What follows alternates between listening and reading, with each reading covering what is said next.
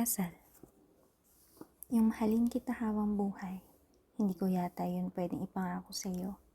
Pero yung iisipin kita habang buhay, yun, baka yun pwede ko pang ipangako sa iyo kahit papaano. Iyon ang sinabi ko sa kanya bago kami ikasal. At yun din ang sinabi niya sa akin pagkatapos naming ikasal. Hindi naman siguro mahirap intindihin yun, dahil maraming bagay sa mundo ang hindi pwedeng bigkasin sa mga kontrata ng relasyon. Iisa lang naman ang batas ng relasyon, pagmamahal.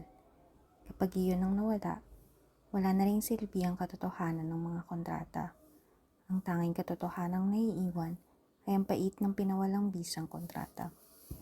At kahit na anong pagkakaitang gawin, kahit na anong pagkukunwari ang ipangtapal, kung talagang wala na ang pagmamahal, ano man ang kahulugan nito, ano man ang anyo nito, ano man ang ekspresyon nito, ay totoong tapos na nga ang kontrata.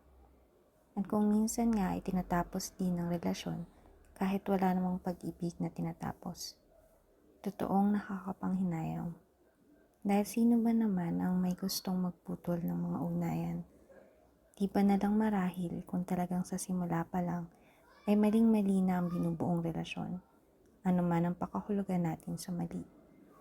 Pero ano pa ang magagawa ng mga panghihinayang, ng mga buntong hininga, kung kathang isip na lang ang pagmamahal, kung ang inaakalang pagmamahal sa asawa o kasaninong mang karelasyon ay dahan-dahang magpapaunawa sa iyo, ang dahan-dahan ding pagpital sa mga emosyong nagkukordon sa isa't isa. Iyon ang sinabi ko sa kanya nung pinag-usapan namin ang aming posibleng paghiwalay. Iyon din ang sinabi niya sa akin nung nagdesisyon kami maghihiwalay na. Hindi pa rin naman talaga mahirap intindihin iyong paghihiwalay. Sino bang may sabing iisa lang ang dapat napuntahan ng mga relasyon? Sinong may sabing mali ang maghiwalay? Sinong may sabing lahat ng dinatapos na relasyon ay dapat na malungkot? Pwede rin naman sigurong maging masaya sa pagpilas ng mga dokumento ng ugnayan. Maaring naroroon ang pait, hindi ko na maiaalis yun. Pero hindi big sabihin noon ay dapat na malungkot ang lahat ng pagtatapos. Kanina pa namin hinihintay ang pagtaas ng araw. Kaming dalawa lang, ang naghihintay sa tuktok na iyon. Kagabi ay nagsawa kami sa panonood ng mga bituin kumikinang, umaandap-andap, pero alam mong patay. Mga bituin kasi lamo pa lamang kilalanin ang kagandahan, ay matagal na palang patay. Banayan ng malamig na simoy ng hangin ng madaling araw na iyon, di tulad kagabi na may bulong ng unos. Akala nga namin ay masisira ang aming tent sa lakas ng hangin kagabi. Pero ngayong umaga ay payapang-payapa ang paligid. Ang mga ulap sa ibaba ay parang lagasan ng ilog sa kanilang pagtulog. Parang naka-freeze ang kanilang motion. Parang sa pelikulang pinahinto ang galaw ng frame. Maging ang ulap pala ay napapagod din sa paglipad. Nagpapahinga rin pala ito sa baba ng bundok. Nagsimula nang mamula ang dulo ng mundo. Inakbayan niya ako, maingat. Tingnan ko siya at sandaling ngumiti. Tipid ng ngiti. Muli kong ibinaling ang aking mga mata sa dulo ng mundo. Inakbayan ko rin siya, tahimik na akbay. Parang tuyong dahon ang kuluskos ng aming mga jacket at windbreaker. Gusto kong bumalik sa tent para kunin ang camera. Ito yung mga pagkakataong hindi pinapalampas ng mga photographer. Tamang-tama ang color temperature. Nakaka-challenge sa f-stop ng camera ang speed ng liwanag. Pero nagdesisyon akong huwag nang kunin ang camera dahil may mga bagay na ayaw kong ipaubaya sa mata ng camera. May mga bagay na ayaw mong ikulong sa kwadro ng realidad ng lente. May mga bagay na para lang sa mata ng tao. May mga bagay na gusto mo lang ikulong sa realidad ng gunita. Isa ito sa mga pagkakataong iyon. Dahan-dahan na umakyat ang araw. Naninilaw na ang dulo ng mundo habang namumula naman ang aming kinaroroonan. Nagbabago-bago ang temperatura ng liwanag, kung paanong nagbabago-bago rin ang kislot ng emosyon ng aking kaluluwa. Alam kong ganon din ang kanyang nararamdaman. Ilang beses na naming nakita ang pagtaas at paglubog ng araw, ang muli nitong pagtaas at muli nitong paglubog. Subalit sa bawat pagtaas at sa bawat paglubog ng araw ay iba't iba.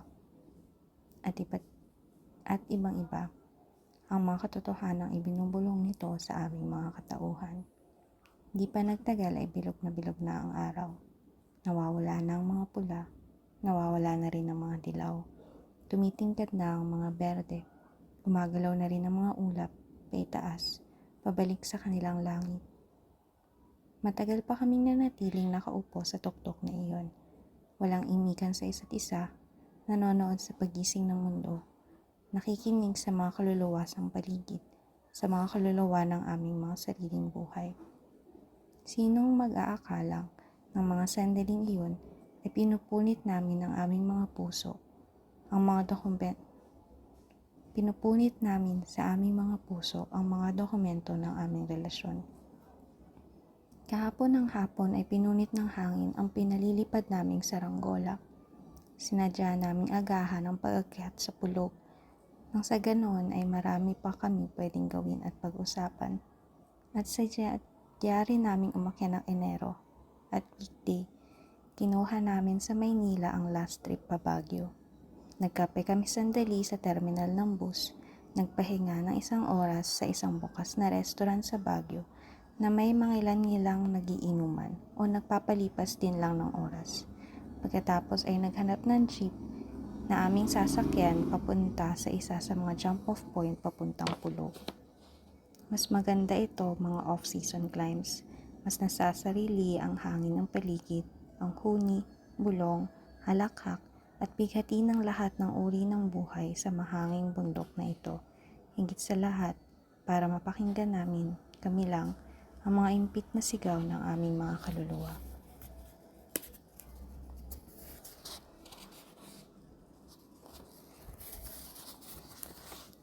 Mabilis na namayagpag ang saranggola nang bitawan ko ito. Nakita kong medyo nahirapang kontrolin at may neobrahin ni Joanne ang saranggola nang itulak ito ng hangin paitaas. Simple-simple ang tabas ng saranggola, isang mapalad na triangulong papel, kulay dilaw, berde at pula. Hindi tulad ng mga guryong pinalilipad ko noong ako'y bata pa, na ako rin ang gumagawa. Nalakas loob kong ipinanlalaban sa iba pang saranggola. Minsan ay natatalo, minsan ay nananalo. Tumawa na lang kami ng pilasin ng hangin ang saranggola. Tutal, mura lang naman ang bili namin dito. Pero siguro kung kami ang gumawa ng saranggola, hindi ganoon kadaling pakawalan iyon. Kung ganoon, hindi ganoon kadaling pakawala ng isang buhay na alam mo sa iyo nang galing.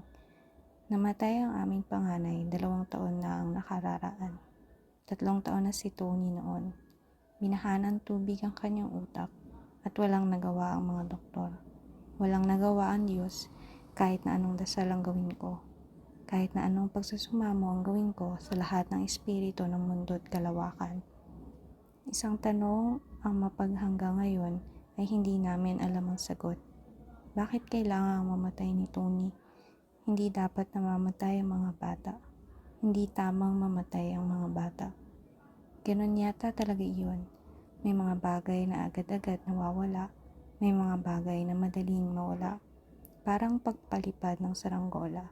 Kahit na anong maniobra ang gawin mo sa PC, kahit anong pag-ayon at paglaban ang gawin mo sa hangin, malakas man ito, banayad o mahina, kahit anong tibay ng iyong PC o saranggola, kapag hindi nag-ayunan ang mga elemento ng hangin, ng PC, ng papel, o ng kahit anong material ng saranggola, at nang nagpapalipad, mapupunit ang saranggola, o mapipigtas ang PC, o mapapagod ang papalipad, o simpleng mawawalan ng hininga ang hangin. Malalim ang magkakambal na buntong hiningang pinakawalan ko nang huli kong dalawin ang puntod ni Tony. Malalim din na magkakambal na buntong hiningang pinakawalan namin ni Joanne nang maghiwalay ang aming mga labi. Maingat, tahimik, mabagal ang sandaling paglalaro ng aming mga dila. Mataas na ang araw, bagamat nasa gilid pa rin ito ng mundo.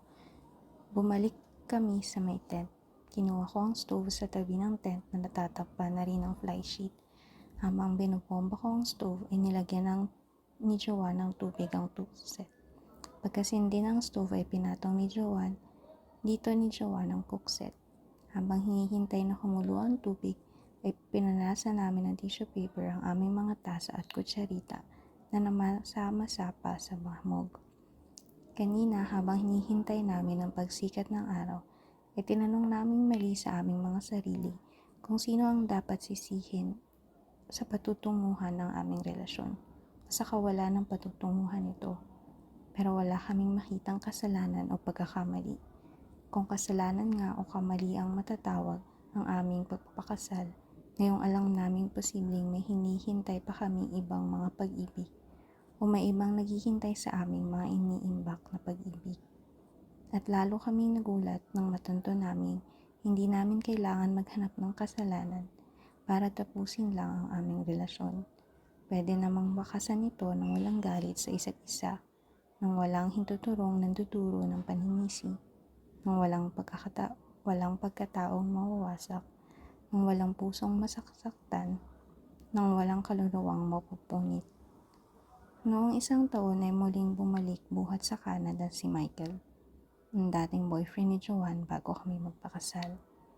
Alam ni Joanne na mahal pa rin niya si Michael. Alam ko rin yun, pero tiyak si Joanne na hindi na babalik si Michael sa buhay niya dahil wala nang plano si Michael na umuwi pa sa Pilipinas. At wala rin namang plano si Joanne na sumunod sa Canada. Pero biglang nagbago ang mga plano, biglang nagbago ang mga pangyayari. Muli ngang bumalik si Michael at sa Pilipinas na ulit maninirahan. Ang akala ni Joanne ay hindi na niya mamahalin pa si Michael. 7 taon na rin naman silang cut off sa isa't isa. Pero hindi pala sa haba ng panahon sinusukat ang paghihiwalay. Hindi pala sa kawalang tinitimbang ang bigat ng pagkakataong kinikip-kip sa puso. Hindi pala sa kawalan tinitimbang ang bigat ng pagkataong kinikip-kip sa puso. Buhat nang bumalik si Michael ay lagi silang nag-uusap. Alam ko iyon. At alam ko rin ang laman ng kanilang pag-uusap. Lahat ng kanilang pag-uusap. Mula nang matiyak ni Joanne sa sarili na mahal pa rin niya si Michael. Mula nang matiyak ni Michael na gusto pa rin niyang maging karelasyon si Joanne kahit kami kasal na. Mula nang matiyak nilang dalawa na magsasama na sila. Mula nang matiyak kong hindi seguridad ang kasal para mapanatili ang relasyon. Mula nang tanggapin ko sa sarili ko na dapat ko nang pakawalan si Joanne. Mula nang matanggap kong dapat ko na rin pumawala sa buhay niya. Mula nang maging tiyak ang maraming bagay kahit alam namin ang mga katiyakang iyon ay pwedeng hindi talaga tiyak. Mula noon ay sinabi ko sa aking sariling tapos na ang aming relasyon kahit hindi totoong nagtatapos ang pag-ibig namin Joanne sa isa't isa. Noong umpisa ay totoong mabigat iyon, isang malaking kahangalan, ang pawalan ng isang mahal sa buhay. Lalo may basbas ng legalidad ang aming pagsasama. Subalit inggit na malaking kahangalan ang ikulong ang kapwa sa legalidad na pagsasama. Inangat ko ang tikip ng maliit na kaldero. Hindi pa rin kumukulo ang tubig. Naihanda na ni Joanne ang kanyang isasangag. Sinong maniniwalang maghihiwalay na nga tayo? Sabi ko kay Joanne habang ibinabalik ko ang takip ng kaldero. Ngumiti si Joanne, lumapit sa tabi ko at kinusot-kusot ang buhok ko. Hindi naman kailangang may pinag-awayan para maghiwalay, sabi niya. Hindi ako ngumiti. Tiningnan ko lang siya. Walang masamang ibig sabihin ang tingin iyon. Mugto ang kanyang mga mata. Kagabi ay umiyak siya. Nagsimula sa impit na paghikbi hanggang sa siya'y napaluha. At ang pag-iyak ay naging paghagulgol. Sorry siya ng sorry habang humahagulgol. Ang usapan kasi namin bago kami umakyat ng pulog ay walang iyakan.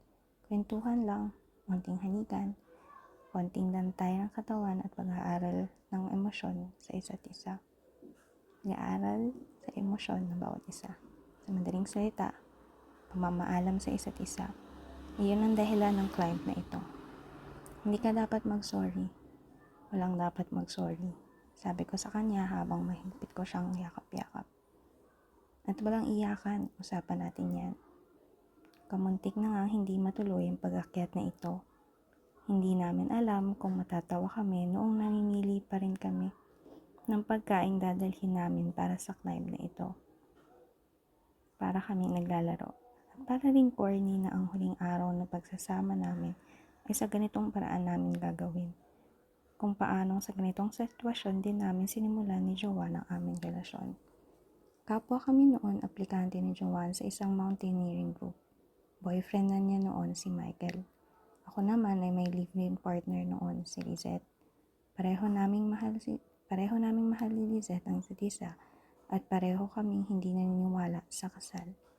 Pero ewan ko kung bakit isang araw ay nagising ako, ang pakiramdam ko ay pagod na ako sa mga transient na relasyon.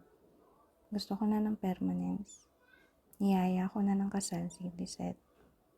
Nang una kong sabihin iyon sa kanya, ay tinitigan lang niya ako ng matagal. Parang hindi makapaniwalang ako nga ang nagsabi niyon sa kanya. Ilang beses namin pinag-usapan ni Lizette ang mga bagay na iyon. Isa lang lagi ang kanyang sagot. Isang tiyak na iling.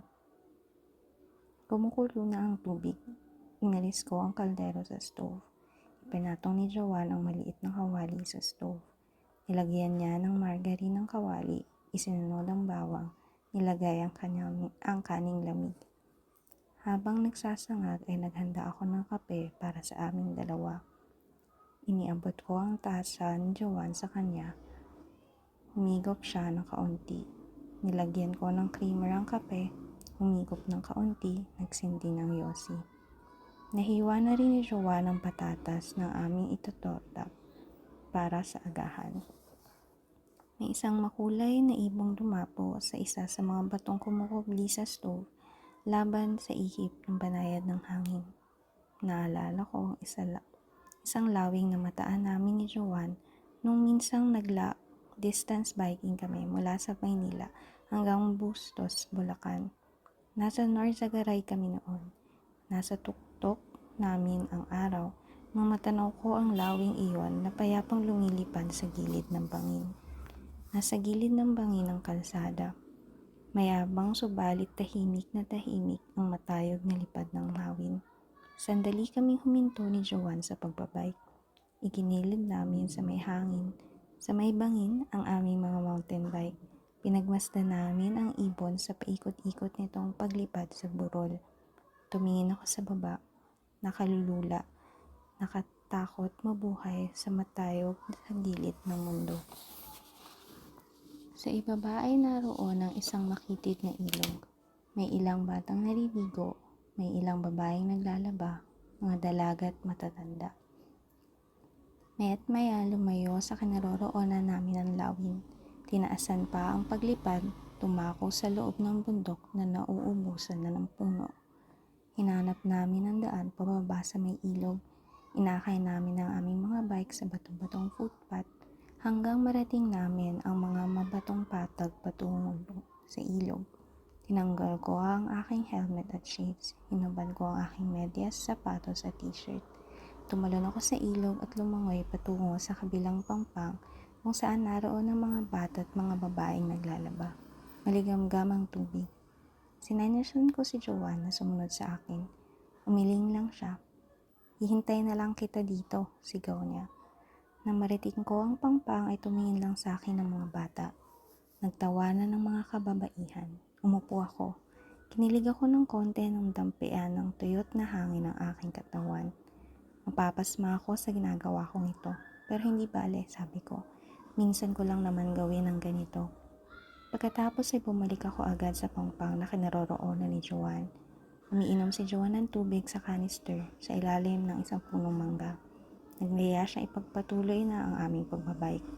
Muli kong isinuot ang pawisan kong damit. Naramdaman ko ang pawis at tubig na sumusuot sa aking katawan.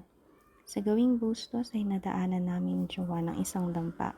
At sa bintana ay nakatanghod ang dalawang matanda, malamang ay mag-asawa, na tahimik sa kanilang pagkakaupo, nakatingin lang sa labas. Sinundan ng kanilang mga tingin ang mabilis na pagdaan namin ni Joanne. At bago pa namin marating ang bayan ng Bustos, ay marami kaming nagdaan ng mga lumang bahay, paisa-isa, payapa, tahimik na nakatayo sa gilid ng kalsada. Sabalit tila ipinagyayabang ang kanilang katatagan, ang kanilang kasaysayan. Nalungkot ako, napagod ako sa pakikipagtitigan sa mga lumang bahay. Napaka-introspective ng pagbabike, parang mountain climbing. Nakikipag-usap ka sa iyong sarili, nakikipag-usap ka sa paligid na iyong nadaraanan. Kadalasan, habang nagbabike o naglalakad sa mga dinis-dis ng mundo, ay naiisip kong napakaraming sandali ang basta-basta ko na lamang pinalilipas. Napakaraming mga paslit na pagkakataong hinahayaan ko na lamang na dumaan sa harap ng aking gunita. Dumarating na lang basta ang mga saloobin, mabilis na magdaraan sa aking harapan na parang aninong tinatangay ng kumpas ng liwanag. At sa isang saglit ay wala na. Hindi mo na maaalala kung anong mga bagay na iyon. Daig ba ang panaginip na kahit papano ay may iniiwang tanda. Sana ay ganito kapayapa ang lahat ng pagkakataon. Nakapapagod mabuhay sa pagitan ng mga saknong nakapanlulun mong ikulong sa loob ng mga panaklong na para bang kilalanan ng iba ang kaupuan ng iyong pagkatao batay sa mga kategorya kung saan kanila ay binubulsa. Nakakabusal ang mga pagkakahuwang iyon.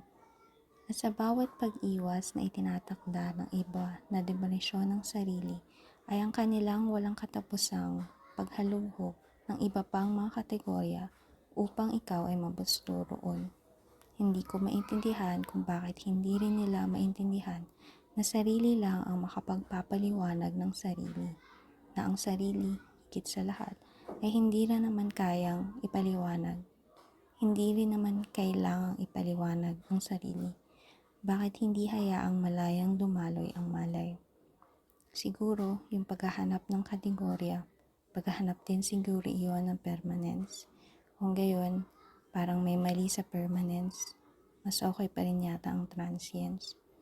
Tulad ng transience, ng lawing dahang-dahang nawala. Tulad ng transience, ng sandaling iyon, ng paglangoy sa ilog. O ng pamumundok, o ng pagpapalipad ng saranggola, ng araw na namumula sa dulo ng mundo. O ng pagbabike, ng tangkod sa bintanang ng matandang mag-asawa. O ng pakikipag-live-in kay Lizette, ang pag-alis at pagbalik ni Michael sa buhay ni Joanne, ng kasal namin ni Joanne, at ng paghiwalay namin ni Joanne, o ng mga halik sa tuktok ng mundo, ng mga solitaryong buntong hininga, o ng magkambal na buntong hininga. Hindi na may ibabalik ang mga iyon, hanggang doon lang iyon, at iyon lang iyon, at iyon yun. Nasa kanilang transience ang kanilang permanence. Bigla ko tuloy naisip ng paghahanap ng permanence ay parang naghahanap sa inunan. Paghahanap sa inunan. Minsan ay sinusubukan kong mag-bike mag-isa. Sa ruta pa rin madalas naming daanan ni Joanne. Pero noon ay pinasok ko isang maliit na rough road na hindi namin pinapansin. Mababato ang mga daang iyon, tumatalsik ang mga batong tinitisod ng gilong ng bike. Tumatalon sa mga damo sa gilid ng kalsada. Ang iba ay gumugulong sa putik ng palayan.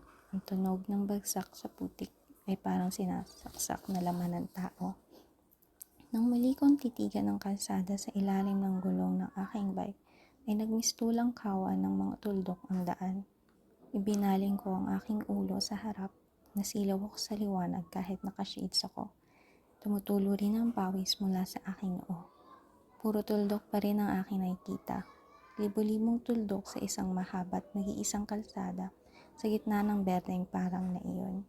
Tuldok. Naghahanap ako ng tuldok sa buhay. Marami na akong mga tinapos na relasyon na hindi naman talaga nagtapos sa tuldok at gusto ko ng tuldukan ng mga bahaging iyon ng buhay ko. Maraming tuldok na pwedeng daanan pero hindi pala ganoon kadaling mamulot ng mga tuldok. Nahugot ko na ang pinakahuling peg ng tent na itiklop na namin ni Joanne ng tent, fly sheet at ground sheet. Nakapag-pack na kami at nililinis na lang namin ang campsite na ginamit namin. Bago kami tuluyang bumaba, ay sandali kaming tumayo sa may gilid ng tuktok. Inilibot namin ang aming paningin sa lahat ng kayang abutin ng aming mga mata. Ang langit, ang ulap, ang mga bundok sa dulo ng mundo, ang mga damo sa maliliit at alon-along bundok sa ibaba. Isa pang buntong hininga, magkakambal na buntong hininga, pinakawalan din naman namin.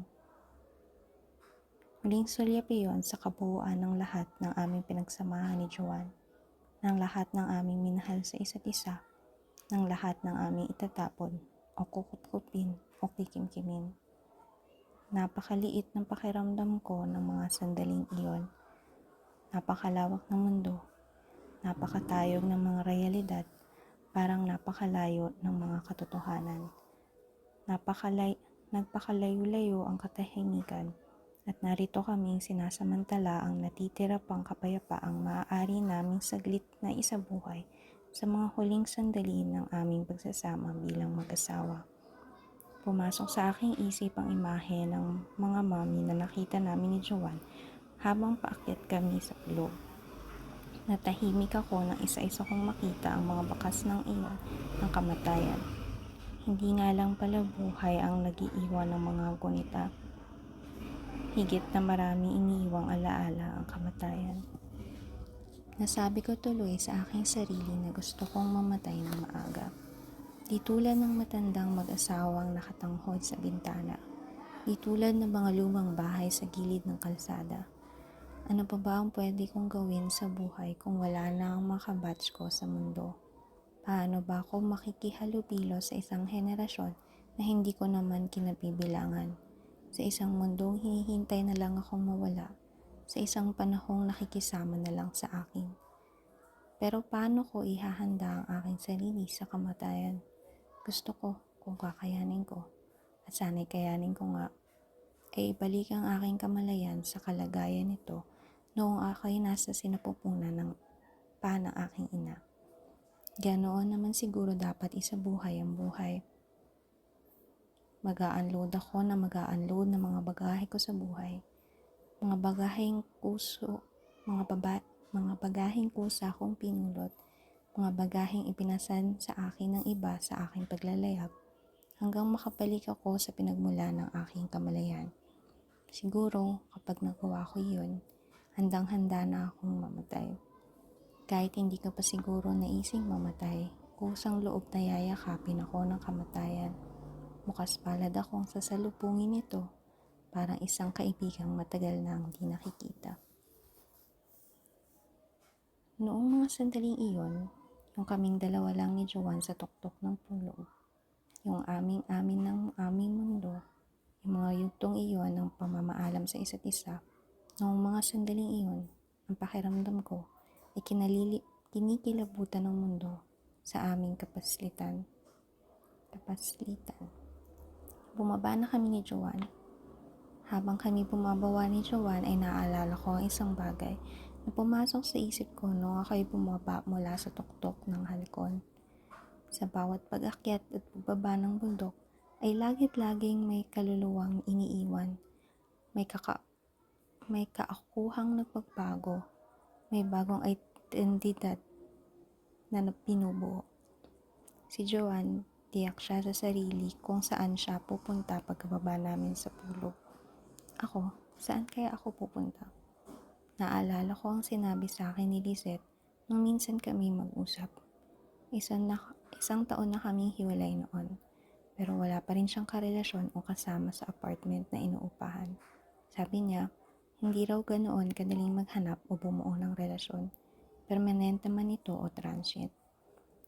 Ano ang naghihintay sa akin sa ibaba?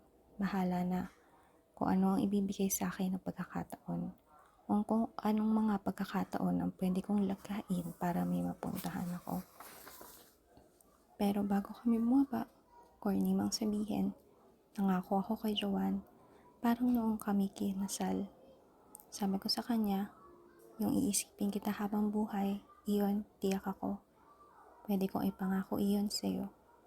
At yung mamahalin kita habang buhay, pwede ko na rin sigurong ipangako yun sa'yo. Kahit hindi na tayo magkasama. Umiti si Joanne, pero hindi niya sinagot ang sinabi kong iyon.